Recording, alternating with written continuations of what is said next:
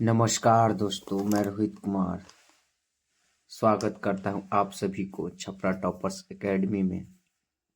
आप सभी लोग कैसे हैं? उम्मीद करते हैं आप सभी लोग अच्छे होंगे। ठीक है, क्लास 10th में आप लोग पढ़ते हैं तो चैनल के जरूर सब्सक्राइब कर लीजिएगा और लाइक भी कर दीजिएगा। और ये क्लास 10th के फिजिक्स के चैप्टर 4 विद्युत धारा है, ठीक है ना।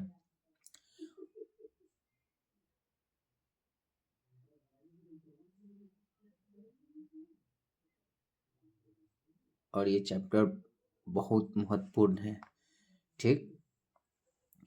तो आप लोग समझिएगा विद्युत धारा के बारे में, ठीक है ना।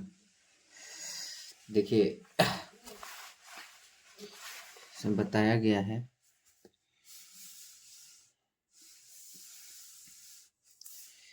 कि विद्युत धारा क्या है, ठीक है ना। तो हमसे समझते हैं कि विद्युत धारा, सबसे पहले समझते हैं हम लोग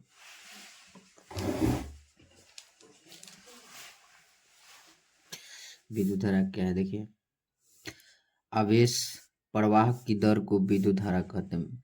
माने आवेश के जो प्रवाह की दर होता है उसे क्या कहते हैं? विद्युत धारा कहते हैं, ठीक है ना। लोग ध्यान दीजिए कि आवेश के जो प्रवाह की दर होता है उसको क्या कहते हैं? विद्युत धारा कहते हैं। या इलेक्ट्रॉन प्रवाह की दर को भी विद्युत धारा कहते हैं। अगर इलेक्ट्रॉन का प्रवाह का भी दर हो रहा है, इलेक्ट्रॉन के प्रवाह की दर, तो उसे भी क्या कहते हैं? विद्युत धारा कहते हैं, ठीक है। ध्यान दीजिएगा। और यह एक अदिश राशि है। ध्यान दीजिएगा कि विद्युत धारा कौन सी राशि है? अदिश राशि है। ये भी क्वेश्चन पूछता है कि विद्युत धारा कौन सी राशि है, तो विद्युत धारा अदिश राशि है। देखिए, विद्युत धारा का एसआई मात्रक पूछता है। इसका एसआई मात्रक एम्पियर होता है या कूलम्ब पर सेकंड होता है। ध्यान दीजिएगा, विद्युत धारा का एसआई मात्रक क्या है? एम्पियर होता है या कूलम्ब पर क्या होता है? सेकंड होता है।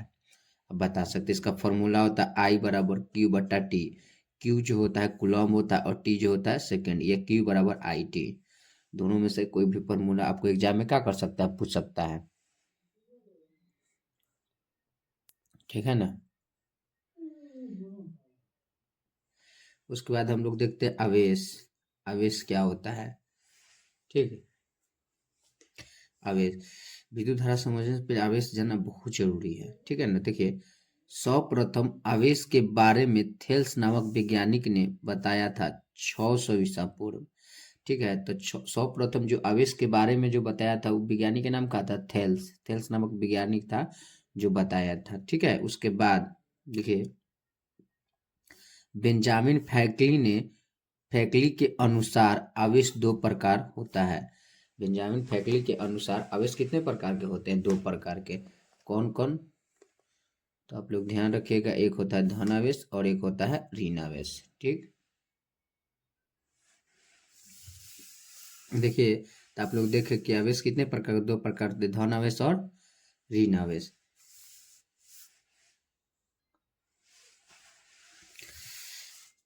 के समान प्रकार के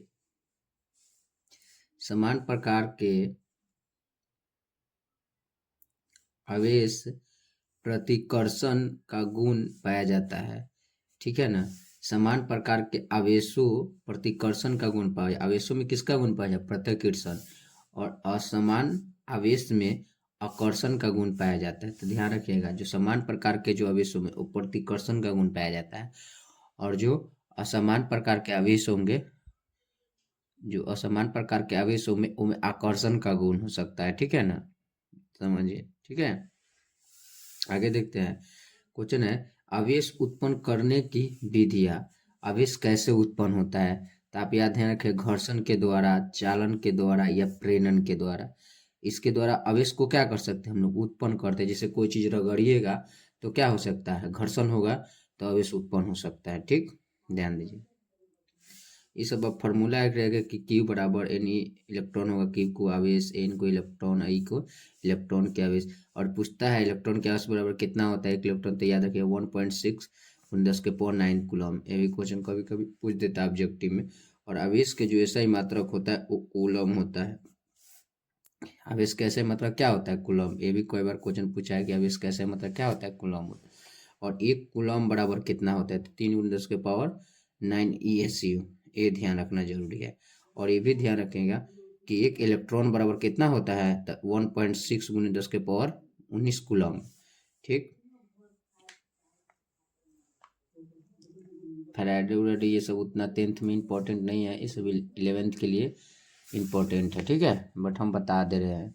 अब ध्यान देखिए कूलम का नियम। ठीक है, सन 1875 ईस्वी में फ्रांसीसी वैज्ञानिक कूलम्ब ने सन 1875 ईस्वी में फ्रांसीसी वैज्ञानिक कूलम्ब ने स्थिर आवेश के माध्यम सन 1875 ईस्वी में फ्रांसीसी वैज्ञानिक कूलम्ब ने स्थिर आवेश के माध्यम लगने वाले आकर्षण या प्रतिकर्षण बल के बारे में बताया था, जिसे कूलम्ब का नियम कहता था।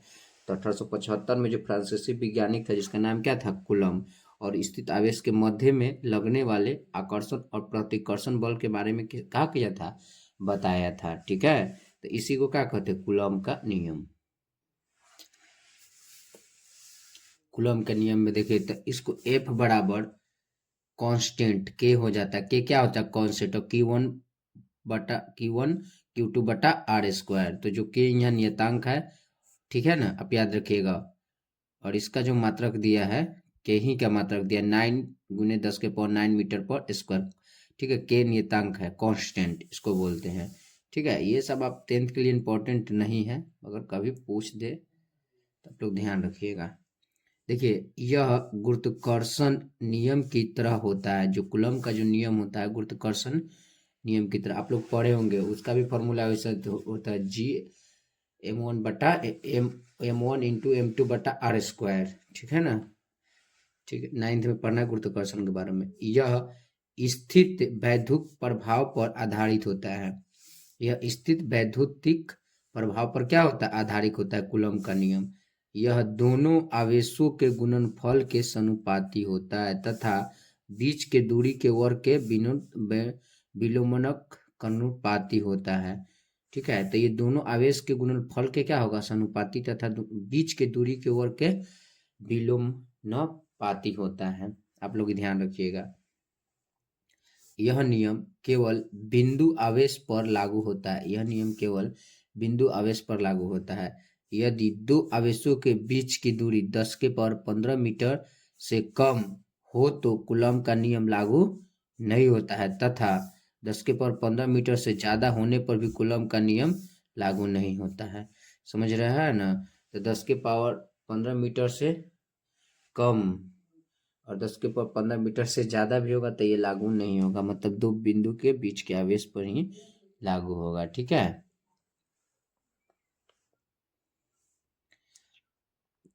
आगे हम लोग देखते हैं एसी करेंट। ठीक है, इसको हिंदी में क्या बोलते हैं, अल्टरनेटिंग करंट। ये करंट क्या होता है, एसी करंट, और हिंदी में क्या बोलते हैं, अल्टरनेटिंग करंट। ठीक है, हाँ, देखिए शॉर्टकट में एसी करंट, इसकी दिशा एवं मान समय के साथ परिवर्तित होता है। जो एसी करंट होता है उसकी दिशा एवं मान समय के साथ क्या होता है, परिवर्तित होता है। इसे संचित स्टोर नहीं किया जा सकता। कभी भी एसी करंट को आप स्टोर नहीं कर सकते। इसकी आवृत्ति 50 हर्ट्ज से +3% होती है। 50 हर्ट्ज +3% होती है।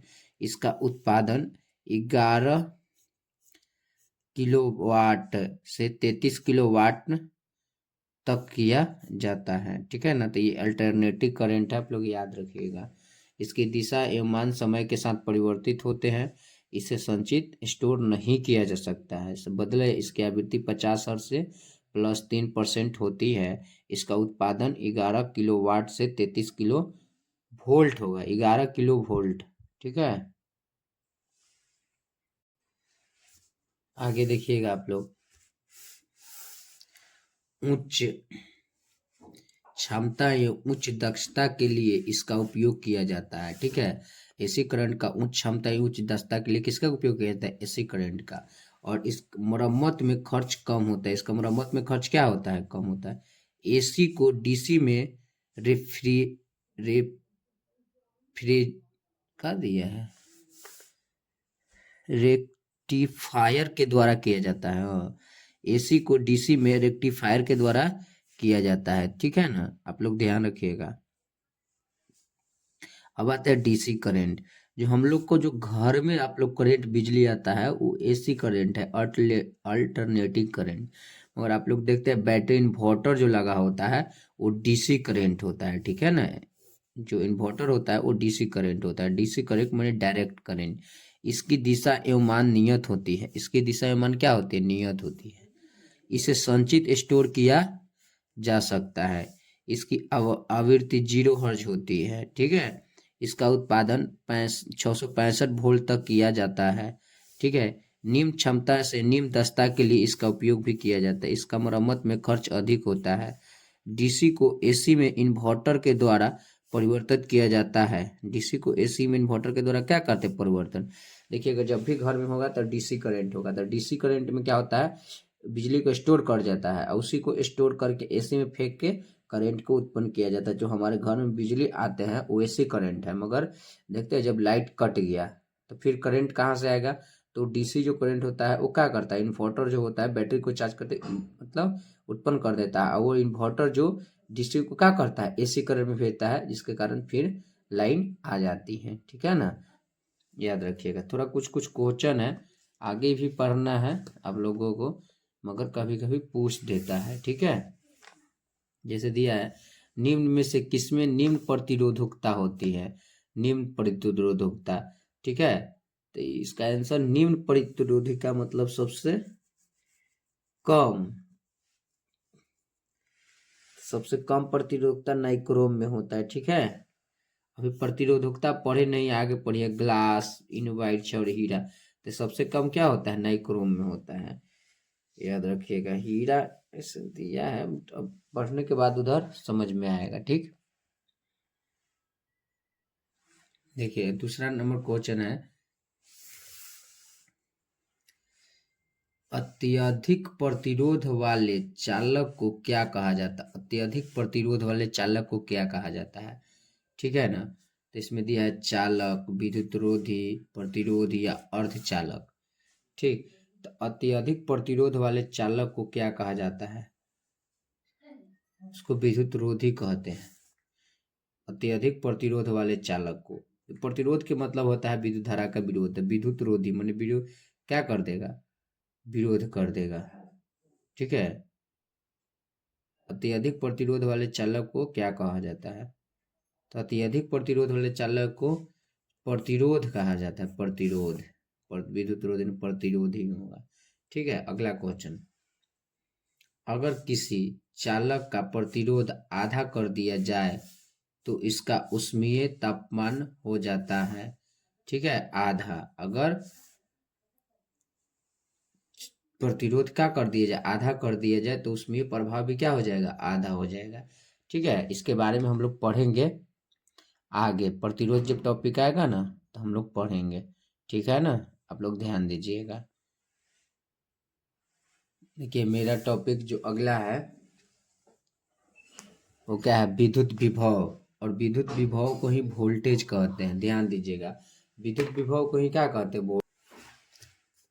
विद्युत विभव को ही क्या कहते हैं? वोल्टेज। तो हम लोग पहले वोल्टेज समझेंगे, ठीक है। देखिए विद्युत विभव क्या होता है? किसी इकाई धन आवेश को, किसी इकाई धन आवेश को अनंत से, किसी इकाई धन आवेश को अनंत से किसी बिंदु तक लाने में जितना कार्य करना पड़ता है उससे उस बिंदु का विद्युत विभव कहा जाता है। समझ में आया? किसी इकाई धनावेश को अनंत से किसी बिंदु तक लाने में जितना कार्य करना पड़ता है उसे उस बिंदु का विद्युत विभव कहते हैं। देखिए अनंत से लाया, ठीक है, और किसी बिंदु तक लाया, कोह किसी इकाई धनावेश को अनंत से किसी बिंदु तक लाने में किया। देखिए इकाई धनावेश है और अनंत से किसी बिंदु तक क्या किया? लाया। और जितना कार्य करना पड़ता है, हमने इनका जितना कार्य करना पड़ता है इसमें लाने में, उसे ही उस बिंदु को क्या कहते हैं? उस बिंदु को ही विद्युत विभव कहते हैं। मतलब इस बिंदु को ही कहते हैं, इसमें काम लगा, ठीक है। और याद रखिए आवेश के चारों ओर किसी भी बिंदु पर विद्युत विभव इस सूत्र द्वारा दिया जाता है, जिसे V बराबर के कांस्टेंट है गुने क्यू बटा आर। ठीक है, याद रखिएगा आप लोग।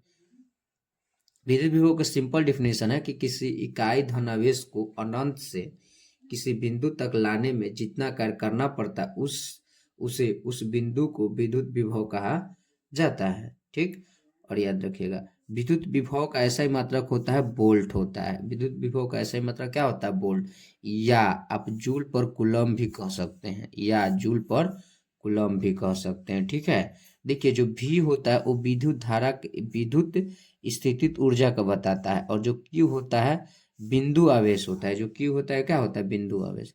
और जो R होता है R डिस्टेंस, आवेश के चार ओर किसी बिंदु से आवेश को बीच की दूरी को क्या कहते हैं? आवेश। और K होता है कूलम, सबको पता है स्थिरांक होता है। ठीक है, नोट में थोड़ा सा नहीं समझ लीजिए।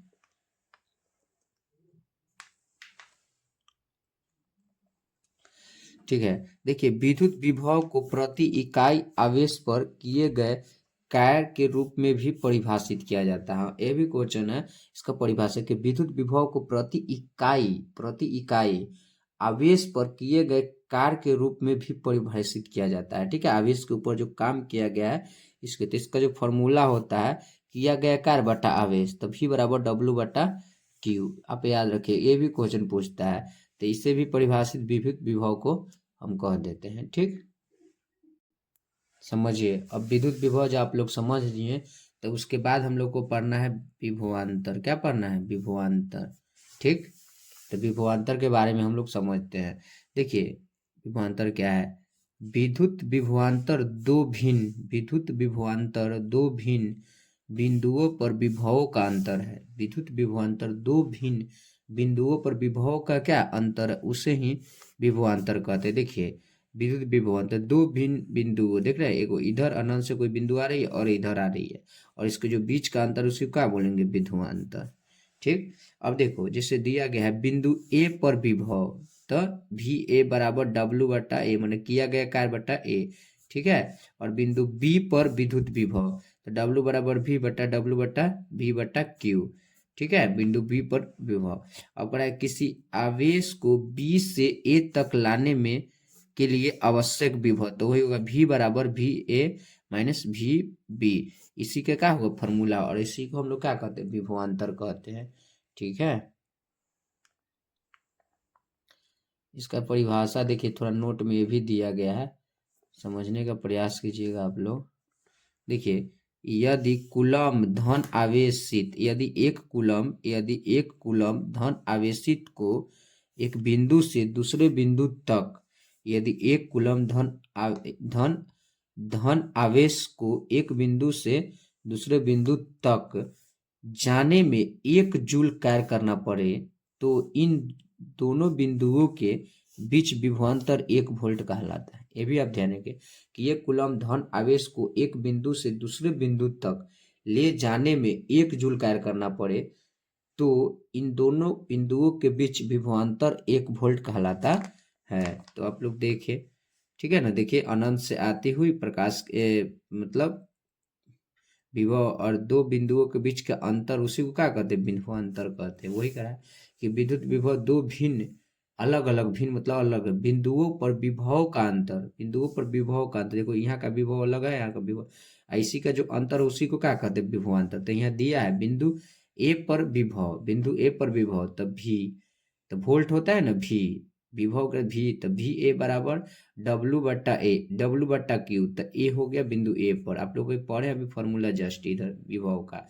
बिंदु बी पर विभव तो होगा, और दोनों का बीच का अंतर, तो वही कराया किसी आवेश को बी से ए तक लाने में के लिए आवश्यक विभव, तो वही भी बराबर माने वोल्ट बराबर भी ए माइनस ए बी, दोनों को क्या कर दिया गया है? बराबर कर दिया। आया समझ में? तो ये था विभवांतर। देखिए ओम का नियम बहुत इंपॉर्टेंट है, ये ओम का नियम ये बार बार एग्जाम में क्या करता है? पूछता ही है, ओम का नियम। तो इसको समझने का प्रयास कीजिएगा आप लोग। ठीक है, देखिए ओम का नियम ओम का नियम जॉर्ज साइमन नामक वैज्ञानिक ने दिया था। तो क्वेश्चन पूछता है कि ओम का नियम किसने दिया था? तो जॉर्ज साइमन नामक वैज्ञानिक ने दिया था। यह नियम करेंट, वोल्टेज और प्रतिरोध के बीच का संबंध दर्शाता है। यह नियम किसके बीच का संबंध है? करेंट, वोल्टेज और प्रतिरोध के बीच को संबंध को, या तो करेंट के दर्शाएगा, वोल्टेज और प्रतिरोध के बीच के जो संबंध होता है ना, उसी के बारे में कौन बताता है? ओम का नियम। ठीक है। किसी बंद डीसी परिपथ में डायरेक्ट करंट, किसी बंद डीसी परिपथ में प्रतिरोध के सिरों पर पैदा होने वाले विभवांतर, अभी बताएं दो बिंदुओं के बीच के विभवांतर, उसमें प्रवाहित हो रही विद्युत धारा को समानुपाती होती है। ठीक है। तो ओम का नियम क्या कहता है? किसी बंद, मतलब किसी बंद परिपथ में, डीसी परिपथ में प्रतिरोध के सिरों पर पैदा होने वाला विभवांतर उसमें प्रवाहित हो रही विद्युत धारा के क्या होगी? समानुपाती होगी। किसी बंद डीसी परिपथ में प्रतिरोध के सिरों पर पैदा हो रही कथी? पैदा होने वाली विभवांतर, उसमें जो प्रवाहित हो रही है विद्युत धारा, वो क्या होगी? समानुपाती होती। इसी को क्या कहते? ओम का नियम। देखिए जैसे V बराबर I, तो क्या हुआ है? समानुपाती है। ये क्या है? समानुपाती का मतलब होता है कि जितना वोल्टेज रहेगा उतना ही क्या रहेगा? धारा रहेगा। समानुपाती के मतलब यही होता है कि जितना वोल्टेज ही रहेगा उतना क्या रहेगा? जितना वोल्टेज रहेगा उतना ही करंट रहेगा। अगर वोल्टेज बढ़ रहा है तो करंट भी क्या हो रहा है? बढ़ रहा है। अगर धारा वोल्टेज घट रहा है तो करंट भी क्या होगा? घट रहा है। इसी को क्या कहते हैं? समानुपाती। तो ओम का नियम यही बताता है। तो याद रखिएगा, भी बराबर क्या हो जाएगा? भी अल्फा भी अल्फा आई हो सकता है धारा, या भी बराबर आई डॉट क्या हो जाए? आई गुने आर भी हो सकता है। भी बराबर आई गुने आर। और भी को वोल्टेज कहते, आई को धारा करते, और आर को क्या करते? प्रतिरोध। जो प्रतिरोध एक नियतांक होता है। ठीक है।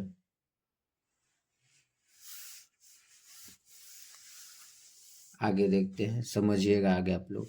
देखिए यह नियम एसी तथा डीसी दोनों पर लागू होता है। जो ओम का नियम होता है, अल्टरनेटिंग करंट और डायरेक्ट करंट दोनों पर क्या होता है? लागू। हम लोग पता है कि जो हमारे घर में जो बिजली होती है वो एसी करंट होती है, मगर जो कम आप लोग जो, तो बैटरी में, इन्वर्टर जो बैटरी होता है उसमें जो स्टोर होता है वो डीसी करंट होता है। तो दोनों पर लागू होता है। ठीक है। इसे सत्यापित केवल डीसी द्वारा ही किया जाता है। दोनों पर लागू होता है मगर सत्यापित केवल किस पर किया जाता है? डीसी पर, माने प्रयोग। और यह रैखिक संबंध को भी दर्शाता है। यह रैखिक संबंध को भी दर्शाता है। यह पारे के स्तंभ को दर्शाता है। पारे के भी स्तंभ को क्या करता है? दर्शाता है। आया समझ में? तो हम उम्मीद करते होंगे कि ओम का नियम आप लोगों को क्या होंगे? समझे होंगे। बहुत इंपॉर्टेंट क्वेश्चन है। हर एक साल एग्जाम में क्या करता है? पूछता ही है। मॉडल पेपर में भी इसे क्वेश्चन आया हुआ है। ठीक है।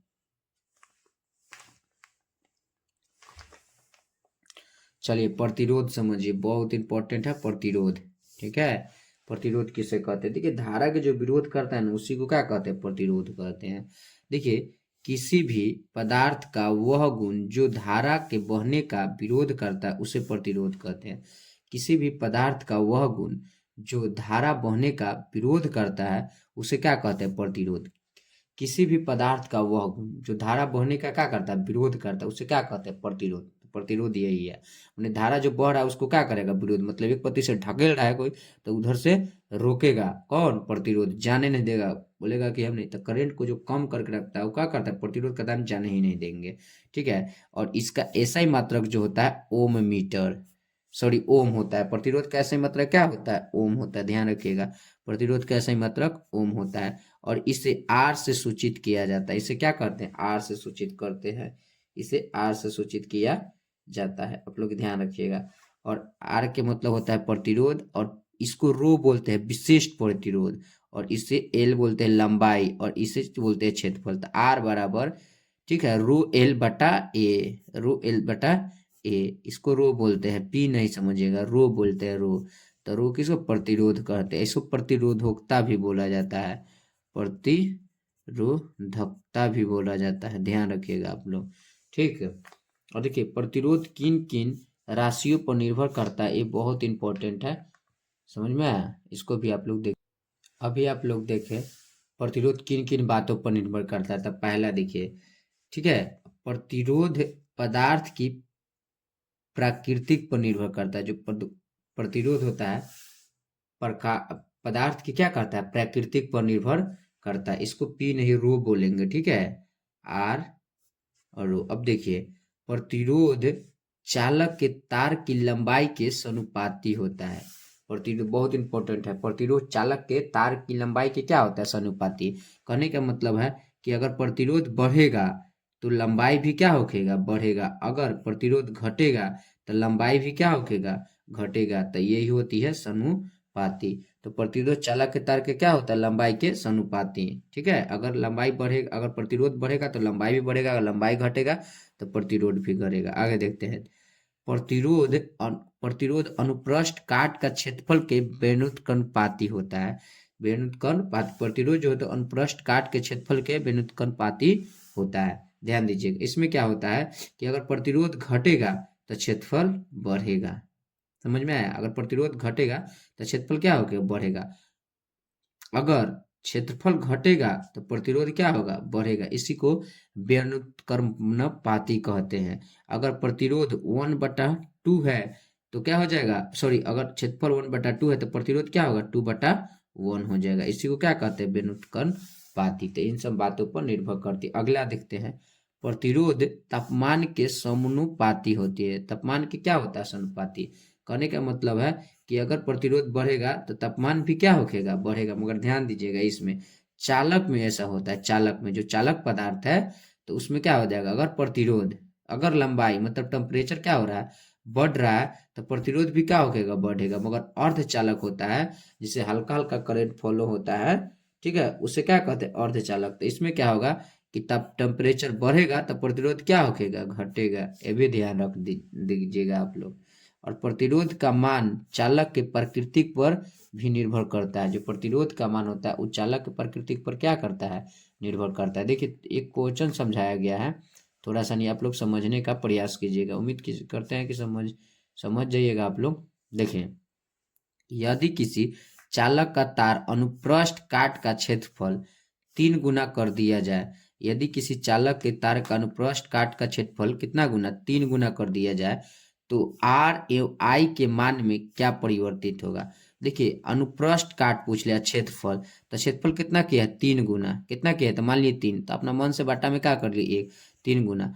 तो यहाँ पे 3 गुना कर दिया जाए तो आर एवं आई के बीच में संबंध पूछता है। आर तो प्रतिरोध के तो पता ही है, अगर क्षेत्रफल 3 गुना है, 3 गुना है क्षेत्रफल, तो आर कितना होगा, प्रतिरोध कितना होगा। अगर क्षेत्रफल को क्या कर दिया जाएगा, बढ़ाया गया है, ठीक है, तो प्रतिरोध को क्या किया जाएगा, घटाया जाएगा। तो इसका उल्टा हो जाएगा, 1/3 प्रतिरोध हो जाएगा, ठीक। अब देखिए, जब प्रतिरोध 1/3 हो गया तो इसको फॉर्मूला हम बैठा देंगे किसका, प्रतिरोध बराबर 1/I। तो जब 1/I तो प्रतिरोध कितना है, 1/3। तो आई का मान कितना हो जाएगा, 3/1, 3 गुना। ये इसका क्या है, आंसर है, ठीक है। आगे चलते हैं हम लोग। उम्मीद करते होंगे कि आप लोग प्रतिरोध अच्छा से समझे होंगे। अब होता है विशिष्ट प्रतिरोध या प्रतिरोधकता।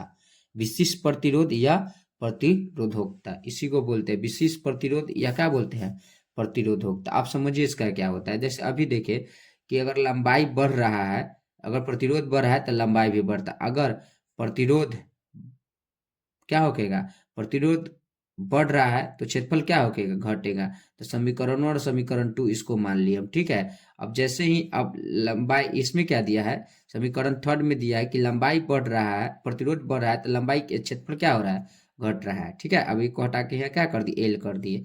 तो आर बराबर, यहाँ जो इस चिन्ह जब हटेगा ना अल्फा के, तो इसको क्या बोलेंगे हम, यहाँ पे रो ले लेते हैं, सॉरी सुने, रो ले लेते हैं, रो। तो यहाँ क्या होगा, लेंथ बराबर एरिया, लेंथ बराबर क्या होगा, एरिया।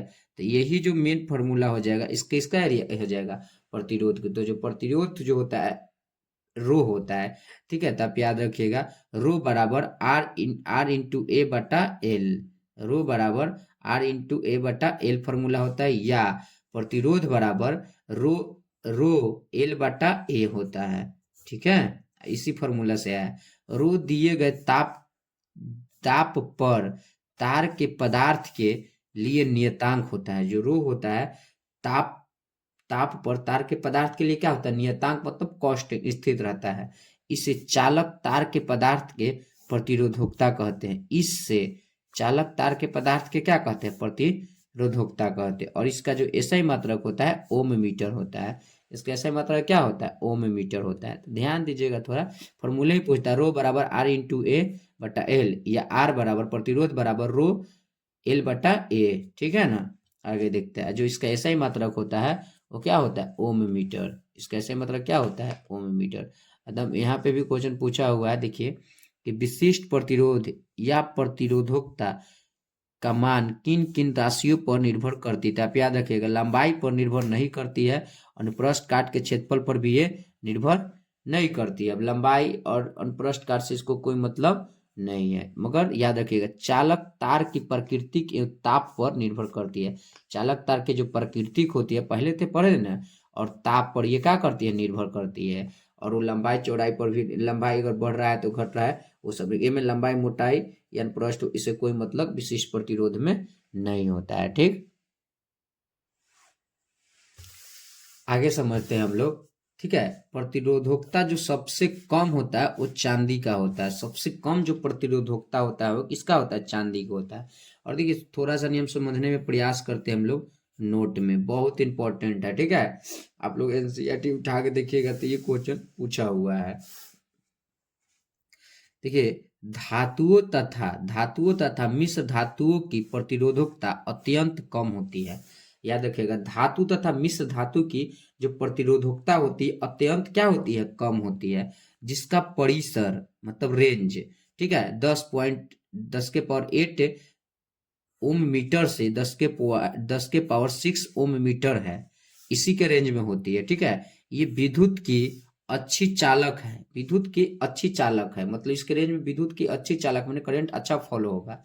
ठीक है, जिससे रबर तथा कांच जैसे विद्युत रोधी पदार्थ का प्रतिरोधकता 10 के पावर 12 से लेकर 10 के पावर 17 ओम मीटर तक होता है। ठीक है, तो 10 के देखिए, जिसका परिसर 10 के पावर 8 से 10 के पावर 6 ओम मीटर है, ये विद्युत की क्या होगा? अच्छा चालक होगा।